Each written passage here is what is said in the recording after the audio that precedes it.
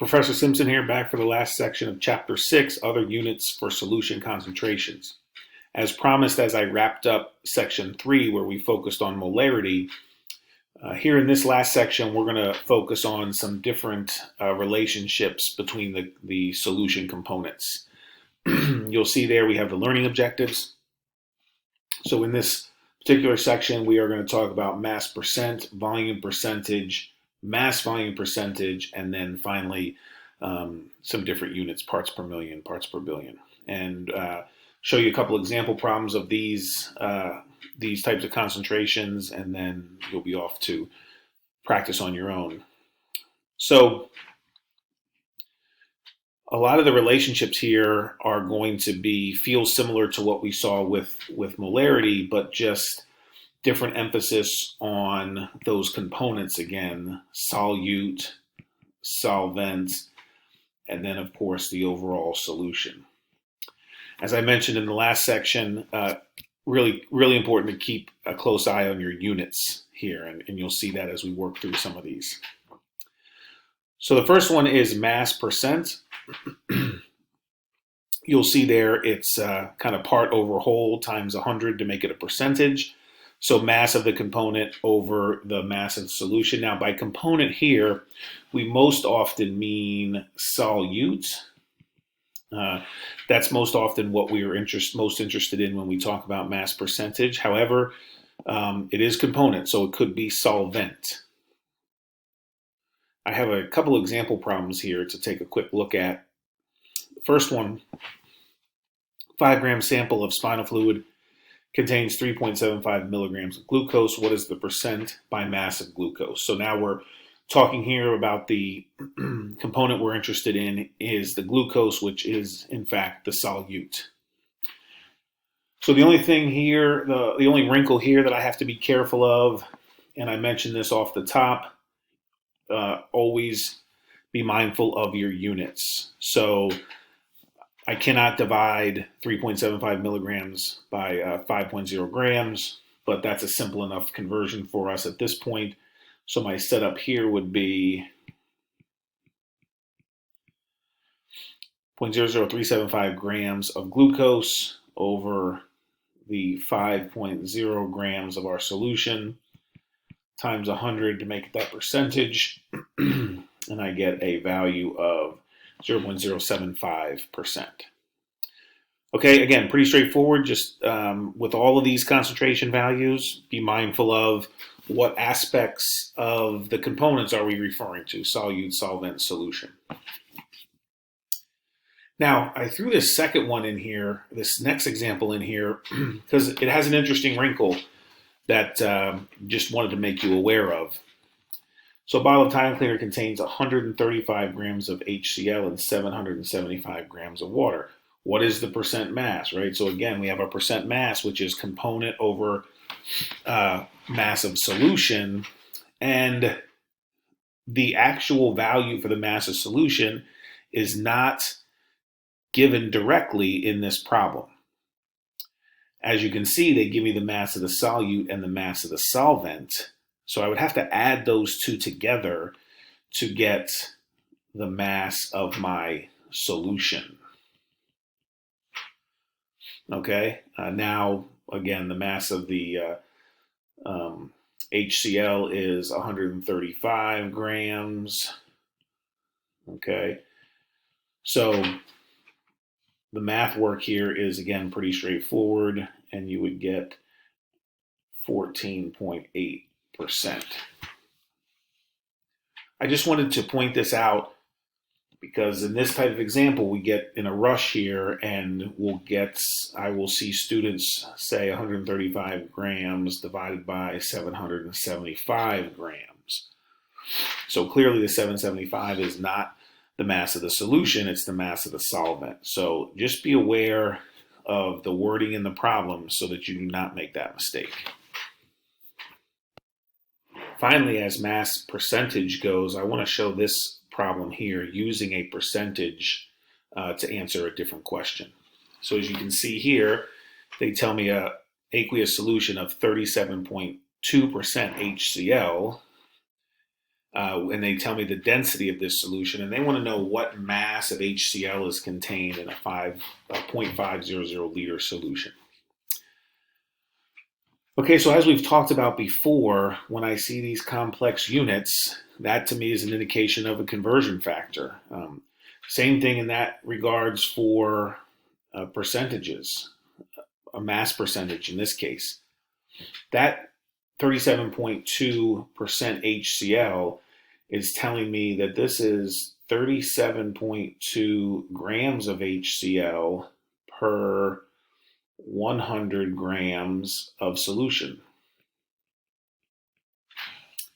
Okay, so you see that's going to help us. That's going to be a nice conversion factor there to help us go from the total solution to the HCl. So we're going to start here with the 0.500 liters of solution. Because our density is in grams per milliliters, I want to work with 500 milliliters of solution. Okay. We know we're going to need to convert milliliters of solution, and this is where the density comes in for this solution. The density of solution is 1.19 grams of the solution per 1 milliliter of solution. Okay, so I now have grams of solution, and then you can see here, this is where the mass percentage is going to come into place, because we said I have 37.2 grams of HCl per every 100 grams of solution. So I've used my unit analysis here, my factor label method, to once again convert from 500 milliliters of solution to grams of HCl, and you're going to see this value here is 221 grams of HCl. So I just wanted to show this problem because instead of solving for a mass percentage, you're using a mass percentage to solve for some other value, some other aspect of the solution here. The next concentration is volume percentage. This is going to be very similar to mass percentage, difference clearly being here we are talking about a liquid solute in a liquid solvent because we're going to be using units of volume. So the example problem given here, you see, again, I'm going to talk about units for a second. So that 70% actually tells me that I have 70 milliliters of the isopropanol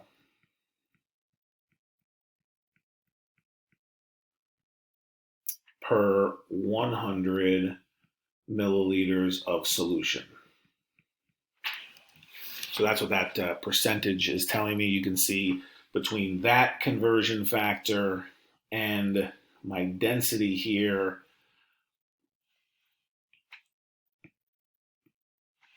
of 0.75 grams per milliliters, I should be able to navigate my way through this problem from what they've given me to what they're asking for. So the question here is, how many grams of isopropyl alcohol in a 355 milliliter bottle of solution of rubbing alcohol? So I'm going to start there and I'm going to be specific here with my units. This is milliliters of solution. So as I can start to do my unit analysis, I know I need to convert from milliliters of solution. And what do I know about milliliters of solution? Well, here is where my percentage comes into play, my volume percentage. I know 70 milliliters of isopropanol in 100 milliliters of solution. Okay, so now I've isolated the isopropanol, but I need to deal with my units because the question's asking for grams. So as you suspect, as always, this is where a density value can help me. So I know that I have 0.785 grams of the isopropanol for every 1 milliliter. And as you can see, I have successfully converted from my milliliters of solution to grams of isopropanol. And that value is 195 grams of isopropanol. Just two more quick topics to cover here in our last section of chapter 6. The next one is mass volume percent. You can see by the definition I've provided here that it's a ratio of the solute's mass to the solution's volume. Now, as always, as we've talked about throughout this chapter, got to be careful of my units here. The mass of the solute and the volume of the solution could be given in different units. This mixed type of unit is most commonly encountered in medical settings. And so, for example, something like this value given here, 0.9% MV, is telling me that I have 0.9 grams of solute per 100 milliliters of solution. Okay, you can see here, again, can help me with other conversions as I navigate my way through these problems. Just be mindful of what that MV value is referring to. And the last part of this section talks about how to express very low solute concentrations, and that's in the units parts per million or parts per billion. This is an example of mass, but this can also, these units, parts per million and parts per billion, can also be used in terms of volumes or mixed mass volume units. So you see here we have a typical mass percentage problem where I have mass of solute over mass of solution. And then I'm going to multiply it times 10 to the 6th for parts per million and times 10 to the 9th for parts per billion, as opposed to the 100 that I did earlier to make it a percentage. So that wraps up section 4, and with it completes chapter 6.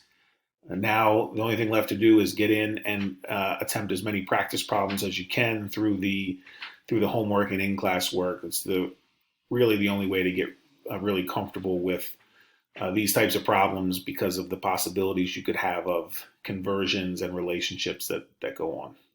Good luck.